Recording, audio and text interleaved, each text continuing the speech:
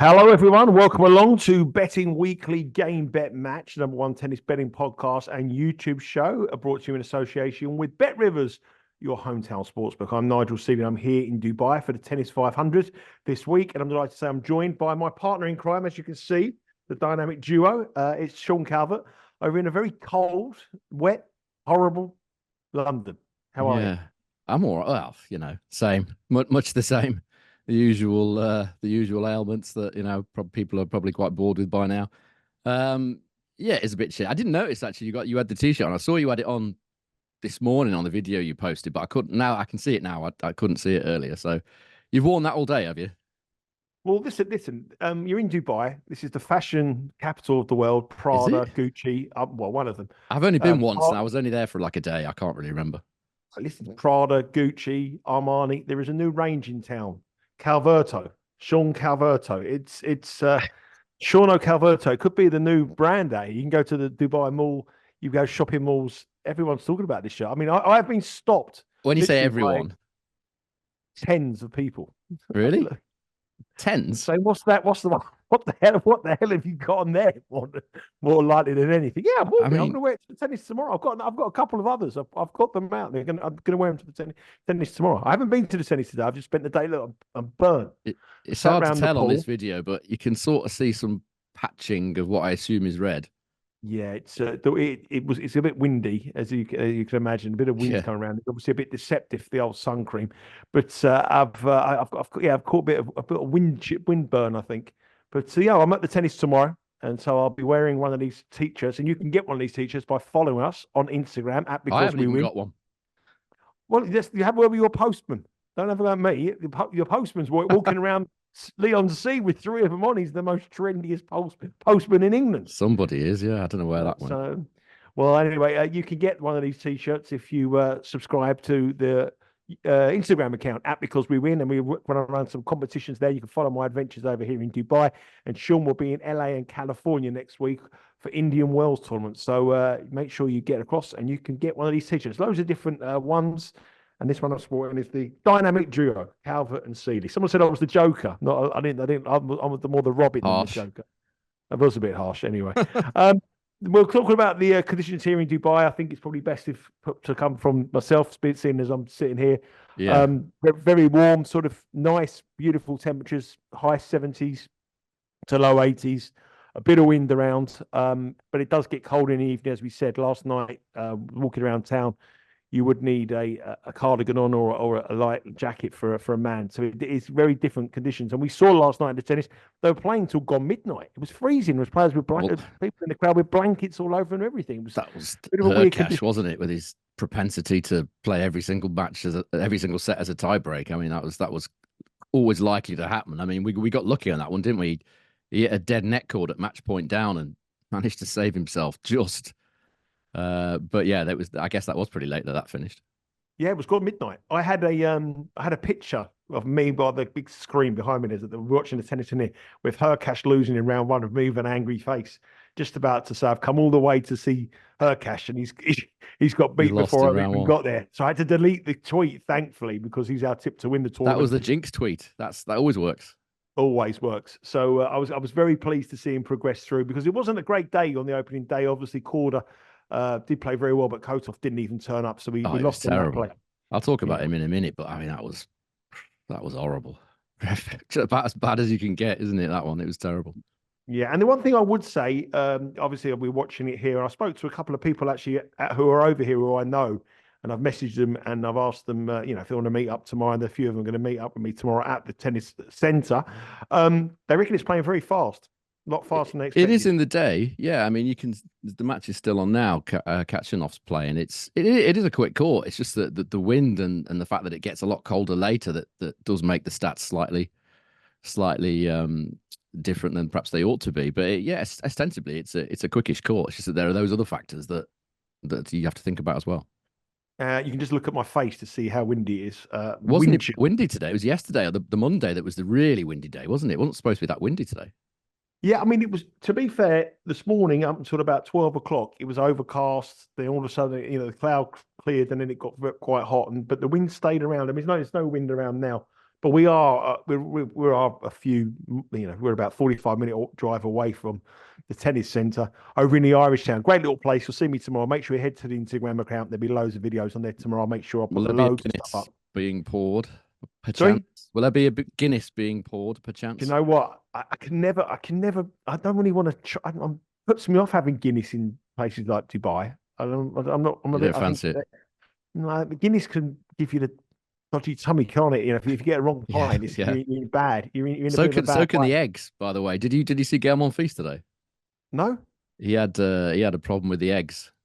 So if you're staying in the same hotel as Gael Monfils, do not have eggs for breakfast, because big problem for him. He had to go off court and do what he needed to do because he kept going on about the eggs to his coach, and his coach during the match against Unbear, his coach wasn't interested. His coach was just telling him about how to play the match, and Gael was just moaning about the eggs he'd had for breakfast. So if you are staying in the same place as Monfils, think twice about having the eggs. I don't think I'll be staying the same. This is very nice, but this is definitely not where Gael Monfils will be staying. And the one thing is, I did have eggs for breakfast. I had eggs Benedict. You're all right though. Clearly, Monfils obviously wasn't. At the moment, hopefully, well, fingers crossed. But I won't be trying to Guinness tomorrow. I did go there last year. They do a nice pint of Stella, so that'll be my drink of choice tomorrow when I'm going ahead. Like I say, please follow us on Instagram. You'll be able to follow all my adventures. You'll be able to follow Sean as well next week across in California and in LA. Lots of great content coming all the way now to the end of the year on the tennis season with our travels, bit of fun along the way as well. And your chance to win one of these fantastic T-shirts, be the envy of your friends, the envy of all your friends in your town with one of these because we win T-shirts. Anyway, enough about our travels, enough about our eggs. Let's talk about eggs. Let's move on about the tennis action tomorrow. 2 matches we have here we're going to discuss in Dubai. The first match we're going to talk about is Botic van der Zandschulp against Sebastian Korda. Both of these players come in not the greatest of form. But both of them had really good wins. Botic van der Zandschulp beat Mannarino. Korda, I know he didn't have much to beat in cutoff, but the manner of the victory was pretty good, winning the first set 6-love. Korda is a heavy favourite, -250, the American. Botic van der Zandschulp is +$2. The spread here is 3.5, -122 for Botic, -104 for Korda. The total is 22.5 with over -106. They've met 3 times before. Botic van der Zandschulp leads the head-to-head 2-1. The last time they met was in 2022. All of them are on clay, and all of them are cashed unders, which is quite surprising when you look at the statistics of these 2 players. The one thing I would say, the draw could open up for the winner of this one. I think they've got a good chance to go pretty well in the tournament. You said you wanted to mention Korda.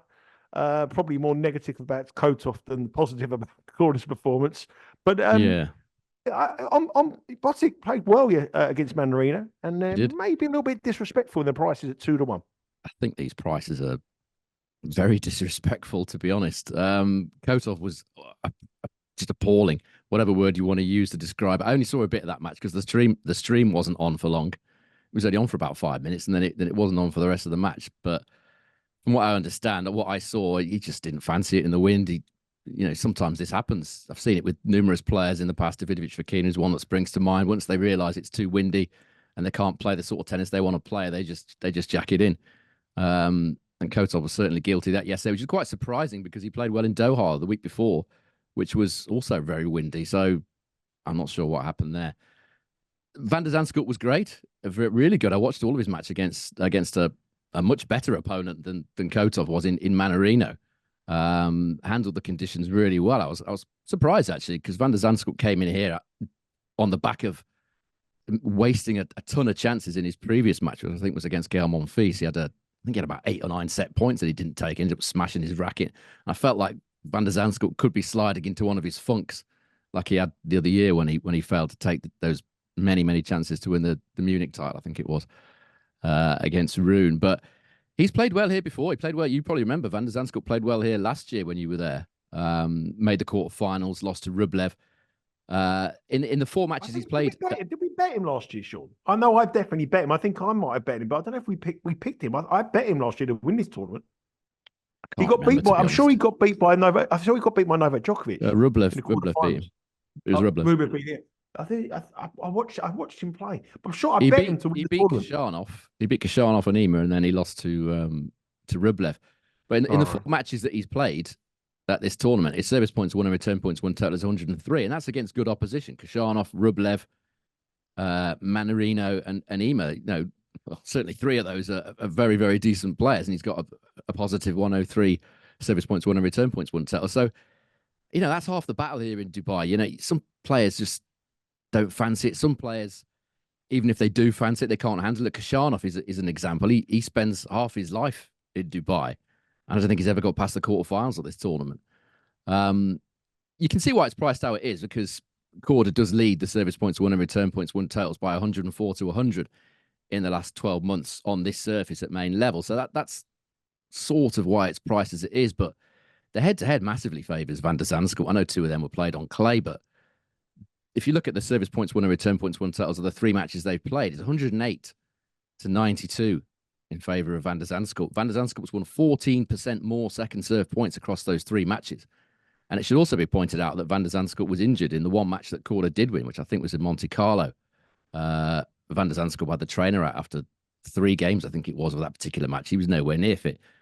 Even with that being said, he still leads the totals of those 3 matches by some considerable distance. The other thing is that Korda was, in the 2 matches they played in 2022 against each other, Korda was roughly 1.68 favourite for both matches. That's about minus 147. And now he's about minus 250 to beat the same opponent who he struggled with. So, I mean, this is either brave or foolhardy on my part, because every bet I've had lately on Korda, it's not gone well, has it? Let's be honest. But I think you have to go with the value when it's there. You can't sort of go, oh, God, it's Korda, I'm not betting it. The value is there. There's certainly an angle, a very strong angle to get with Van der Zandschulp. So I'm going to have to take him. Whether I want to or not, I'm going to have to take him. Just straight on the money line? Or yeah, he's about plus 200, isn't he? Yeah, plus 200, 2 to 1. Yeah, take it. I mean, if I start messing about with the handicaps, it'll probably lose by 1 game or something. The other thing to point out is this could be interesting in play, because both of these 2 are very, very nervous closers. So there could be some value to be had when one's serving for the match. Get on the other one, because these 2 are bad at closing matches. Yeah, definitely head to Bet Rivers in play there. And obviously, if you bet live and you watch live, you can bet live with Bet Rivers. All these matches are live streamed on the Bet Rivers website. 29 different markets available on every single match, not only here in Dubai, but across in Acapulco and Santiago as well. So lots of tennis action this week in 3 tournaments. So we're going to have bets in all 3 tournaments, or selections, or tips and advice in all 3 tournaments on this podcast. Okay, let's move on to the next match. Bublik up against Griekspoor. Bublik here leads 3-0 in the head-to-heads against Tallon Griekspoor, but the conditions, I think, will probably suit Griekspoor rather than Bublik here. There has been money, though, for Griekspoor here, despite that negative on their head-to-head. Like I say, he trails 3-0 in the 3 matches. Griekspoor opened up at plus 102 with Bet Rivers. The money has come for the Dutchman. He's minus 108. Bublik is minus 115. The spread here is plus 1.5. Griekspoor is minus 130. Bublik plus 102. And the totals, unsurprising in Griekspoor matches, is very high, 23.5. Minus 122 for under, minus 105 for over, with a game line at 23.5. We like a Dutchman with Botic van der Zandschulp. Do we like a second Dutchman in Griekspoor? So we go double Dutch with our parlay in this one, or are we going to go with our old friend Bublik?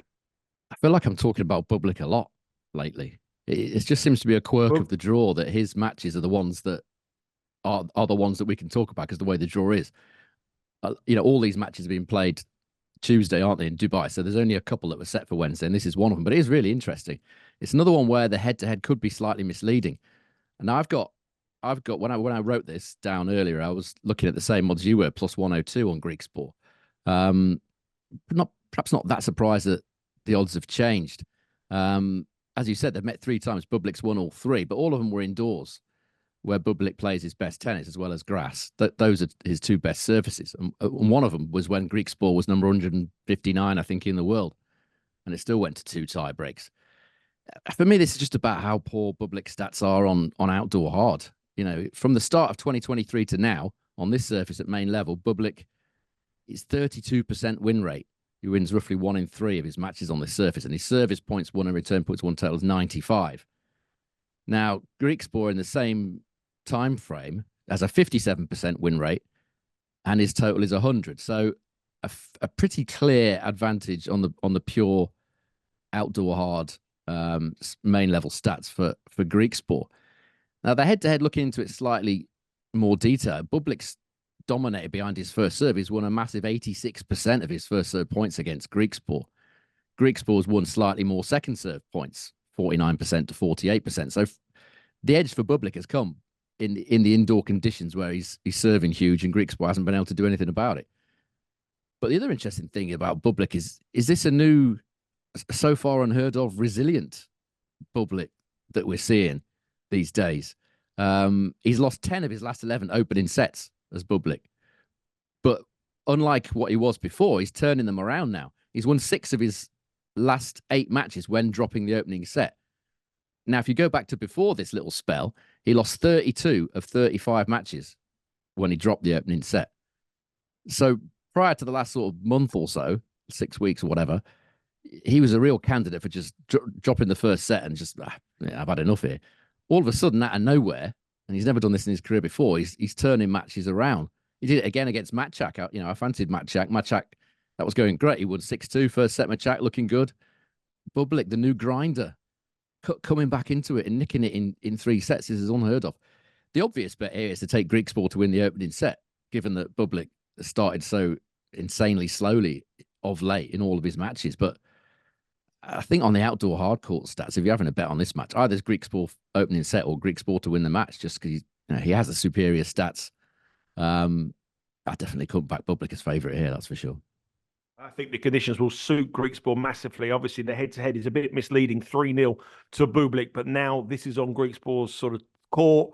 The conditions will suit the Dutchman, and we're leaning towards a good day for Holland tomorrow. So the double Dutch parlay may be of interest. Griekspoor and Botic van de Zandschulp, which will pay a very nice price. What would that be? That'd be 3-2. That'd be about 5-1. So that might be popular with Bet Rivers betters. Okay, those are the only 2 matches we have for tomorrow here in Dubai. Tomorrow morning, I'll give you an update on my way to the tennis courts, which will be very early. These matches start at 5 a.m. Eastern time. So if you want to head to our Twitter account, also head to our Instagram account to give you an update there. And I'll give you some in-play stuff. I'll be there all day tomorrow. So if there's any matches that we haven't got you covered for there, we'll give you a little bit. I'll give you sort of any insights I hear on the social media as well. Make sure you please follow our social media app, because we're on Instagram and on Twitter. Okay, move across to Acapulco now. What are the conditions like there? Hot against Sean? Is it very hot? Yes, yeah, very hot. I mean, they play at night, so it's very humid as well. But as well, thinking about Indian Wells there. 32 degrees. Very high humidity. As I say, they play at night to kind of avoid the worst of the sun. But yeah, it's tough conditions in Acapulco for sure. Tough conditions, and we've got 2 players and a tasty matchup. And the match we want to talk about here: Ben Shelton -215 against the very talented Italian Arnaldi +170. These 2 could be players who could be in the top 20 in the world. Well, I think Shelton will be when will be the top 20 easily. But Arnaldi could have a breakthrough year this year, and he could have a breakthrough year next year. 2 young players with a big future ahead of them. Like I say, very heavy favourite for Ben Shelton. They've never met before, but I'm sure they'll meet many times over their career. The spread here is 2.5, -2.5 for Shelton, -122. Arnaldi +2.5, -105. The total, again, very high, 23.5 with over +102. Shelton comes through a tough match against Dan Evans, and Arnaldi beat an American and the #1 American, Taylor Fritz. Can he win back-to-back matches against American opponents? It's very hard to live up to a big match like that and a big victory against someone like Taylor Fritz. But what are you seeing about Arnaldi? Do you like him, and do you think he's got a chance here? Yeah, I do. I think he's got an excellent chance. He clearly enjoys the conditions. There's a few reasons why I think Shelton's a bit short here. Arnaldi beat Fritz, as you said, which is a very, very good win for him. And then afterwards, what I liked was he talked about how he loves the conditions here. You don't get many players saying how they like playing in these sort of conditions, but he said, I wasn't playing my best tennis in the last few matches, but I love playing in these conditions and playing long matches. I also love playing night matches. So this is a guy that relishes these conditions. A lot of players don't. A lot of players don't like it. It's hot, humid, it's late at night. They're not keen. Arnaldi is basically saying here, I like a battle. I like a long battle, and I like playing at night, and I'll take it as long as it needs to go. And the longer that it goes, the more you'd have question marks about Shelton, because he has got a shoulder problem. He talked about it after the Evans match, which requires cupping treatment, which I have to say I wasn't familiar with, but it's some sort of ancient kind of Chinese style of treatment, which gets you sort of pulling the muscles around and doing something with the blood flow or whatever. That's painful. That sounds painful to me. My pain threshold is just, it's again crazy just hearing you talk about it, let alone go through that. Shelton's a big lad. He's a tough guy. I'm sure he'd be okay with it. He didn't seem too bothered with it, but he said it was very tight after that Evans match, and he wasn't good in that Dan Evans match. You can't imagine that these slow courts would particularly suit Ben Shelton. He wasn't good against Evans. He ended up nicking it in a final set tiebreak. Little bit. Evans can count himself a little unfortunate, really. Evans won 2 more points in the match overall, and he won 56% of his second serve points, Evans, compared to just 45% for Shelton. So you feel like on what he's shown so far, and given that there's a question marks over his fitness, I quite like Arnaldi. He also has a good record against left-handers, does Arnaldi. 70% win rate at all levels against left-handers. At main level, he's only played 4 matches, but he's won 3 of them, including a straight sets win over Cam Norrie at the US Open. And if you compare what they did on first serve in the opening round, respectively, Shelton won 79% of his first serve points, but Arnaldi won 78% of his first serve points. So not a massive advantage that Shelton's getting off that first serve in these slow conditions. So I think if you're betting in this one, I imagine Arnaldi will probably get what he wants, which is a long match. But the handicap is of interest to me here on Arnaldi plus 2.5, plus 3.5, whatever it is. Yeah, 2.5 is available at -105. 3.5 will be a heavier favourite. On that, head to the Bet Rivers website. You can just adjust the spread line to whichever game handicap you prefer to play. So if you want to take the better price, -2.5. If you want to take the lower price, take the 3.5. But Arnaldi, the Italian, very talented player, in slow conditions, could give Ben Shelton a game over in Acapulco. Now, finally, the final match we're going to talk about, the final tournament, is the 250 over in Chile, in Santiago. And a player who's talking about grafter, and a player who doesn't seem to be slowing down at the moment, is Diaz Acosta, the Argentinian, who he didn't surprise. I was going to say surprise everyone. Didn't surprise you, Sean, because you bet him before. Yeah, annoyed, surprised many people, annoyed Calvert. That's pretty much sums you up, really. But anyway, Diaz Acosta won the tournament in Buenos Aires, and he's come over in Santiago, and he's just come through a very long match against Cachin last night, and he's up against Martinez here. Now, Martinez leads the only match, or the head-to-head is 1-0, and Martinez won that, but that was quite a while ago. Diaz Acosta is in sensational form, and his best form of his career, of his young career.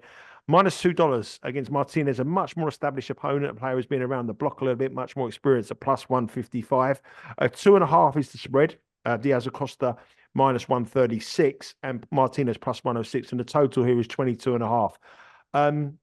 Diaz Acosta, I mean, he's a brilliant talent, playing great tennis, but he must be absolutely shattered, surely. Yeah, and that's where I'm going with this. These can go wrong, when you look at all the evidence and you think he's got to have a massive physical advantage. One player's got to have a massive physical advantage over the other one, and you feel like this is one of them that Martinez has a huge advantage. I mean, Diaz Acosta has played 11 matches so far on the Golden Swing on the clay in South America, and a 3-hour 3-setter against Pedro Cachin, who's in horrible form. Horribly. I think he's won a match at main level since, I think, like last July or something, Cachin. He's got a terrible record on the Golden Swing as well, and he almost beat Diaz Acosta. I think it was a final set tiebreak, wasn't it? It was certainly a 3-hour epic.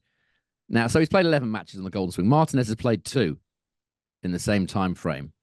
And the one that he played here in Santiago in his opening round was 1 hour 40.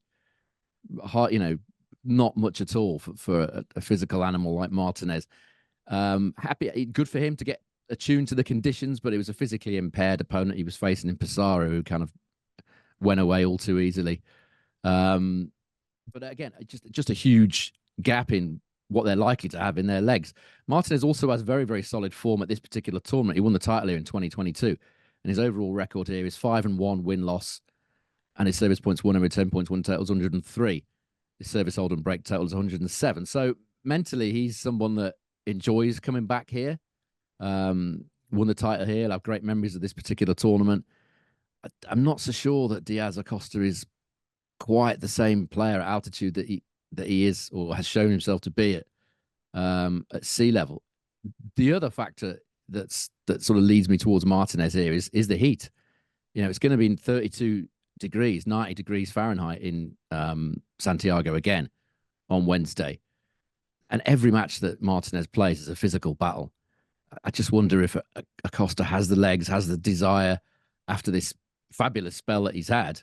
It wouldn't be a surprise or a letdown really to anybody if he just sort of wilted a bit in this heat today. Martinez has already beaten him at altitude once before in Cordoba. I know it was a little while ago, perhaps not that relevant, but from a Martinez point of view, there has to be only positives here, I think, for me. Yeah, I love that play. Plus 155 Martinez. Diaz Acosta has come through an absolute marathon match against an out-of-form Cachin. He's got the highs of winning his Buenos Aires in his nation's capital. Massive, massive high. But usually that sort of reality sort of hits, doesn't it, after a couple of weeks? And I think this price here at plus 155 for an opponent that's beat him in altitude before is a great bet. I couldn't agree more on Sean's analysis there in Santiago. So Sean, they're the 4 matches we're speaking about tomorrow. These are Wednesday's matches, all different times. Head to the Bet Rivers website to see the start times for them. But Acapulco and Santiago will much be more accustomed to the American clients. So check there with the order of play. Obviously in Dubai, it's an early start, 5 a.m. Eastern time tomorrow. Sean, what's the official picks you've got there? Sorry, someone's just ringing my phone. The official picks are, it's Lagan's school. I never like it when the school ring me up. Something going on there. The official picks are Martinez then in Santiago. What's it, about plus 155-ish? Plus 155. Yeah, and I'll take Van der Zandschulp against Korda around about 2-1. Those are the 2 official picks for me today. Okay. They're the 2 official picks from Sean.